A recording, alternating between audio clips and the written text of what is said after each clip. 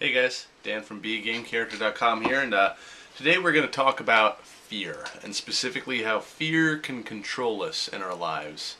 Now, yesterday I went to the pool with my son, and we had a good time. He's 5 years old. He's still learning how to swim, and it was the first time he'd been at the pool this summer, and he was a little scared, and he was scared of putting his face in the water, and he was scared of going underwater. And your normal little kid stuff, didn't want to get water in his nose or drown or whatever. Even though it was a 3 foot pool and I was right there and he could stand in it. But it's how kids are. They're scared of some stuff sometimes.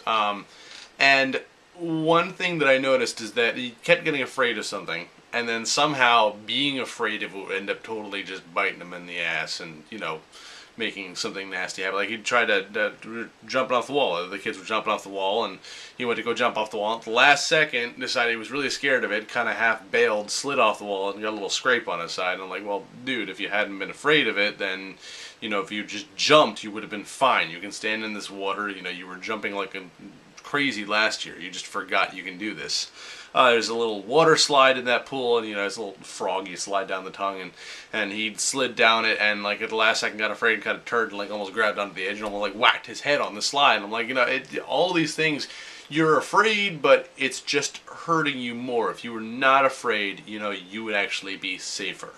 Now, this is not always the case. Sometimes fear is good. Sometimes fear is a good indicator of something we need to watch out for. Like, hey, that's not a good idea. You probably should not jump off of that cliff. That's a bad idea. There is no water at the bottom there. It's going to end poorly for you. I don't care how awesome you are jumping off cliffs. It's 40 feet and there's rocks at the bottom. Just no. Alright, but a lot of the time, fear is something that we manufacture to limit ourselves. We're afraid of something, and so we talk ourselves out of doing it. Now, of course, we deal with physical fitness a lot on this blog, so I mean, you can talk yourself out of exercise all the time. Oh, I can't really do that. It'll be too hard. I won't like how it feels. All those boil down to you being afraid of something, and very often we're so afraid of failure that we almost become afraid of the possibility of success. We're so afraid of screwing up and not doing it. Like, oh my God, I want to write this book, but I'm scared that, I'm going to spend all this time on it and get to the end and it's going to suck and nobody's going to want to read it. It's like, you know what? Well, you still wrote a book, and, worst case scenario, you get to the end of it, it sucks, nobody wants to read it. You learn something, and you can either be like, I really liked writing that book, even though everybody hates it, and I'll just do better next time, whatever. Or you learn you don't like writing books, in which case you could say, hey, I wrote a book, and that's something on your to-do list, and that's like, oh, hey, I did that, I checked that off, and I'm good to go, and you can brag about it, talk about it. Yeah, I wrote a book. It was awful. Nobody wanted to read it, but I wrote it. That we very often look at the worst possible scenario and blow it up in our heads, and then it gets awful and terrifying, and we use it to stop ourselves. And fear should never, ever, ever limit you. Fear may caution you, but it should never limit you. Don't let fear keep you from doing things that you can do. And very often, even I'm, guilty of this. Like, every time I go to make a video, believe it or not, I have to give myself like a little deep breath pep talk before. I'm like, all right, you've made tons of these before, it's totally fine. And the weird thing is, like, I've been on stage before, and I've performed at tournaments, and I've done all kinds of crazy stuff, but for whatever reason, making videos, this whole one-on-one thing, freaks me out. Just like, not in a major way, but a little way. And sometimes it makes me a procrastinator. I don't know if I want to do that right now. So there's a couple of ways that you can cope with fear. Some of my favorite ways. One is what I just described. Take a deep breath, give yourself a pep talk. And I taught this to Lucas, and he actually used this a couple of times a day, and it really helped him out. Alright, and you just take a minute, close your eyes, take a deep breath, and do a couple of those if you have to. But just take a deep breath and exhale.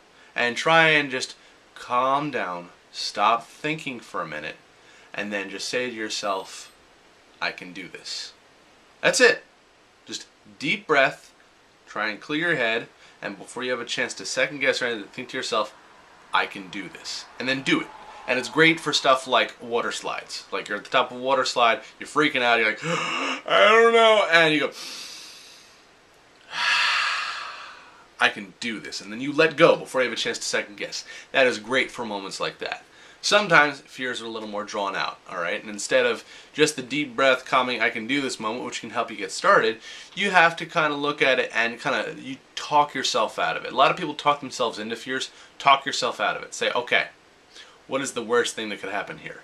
All right, I want to go in and ask my boss for a raise. What is the worst thing that could happen? You could say no.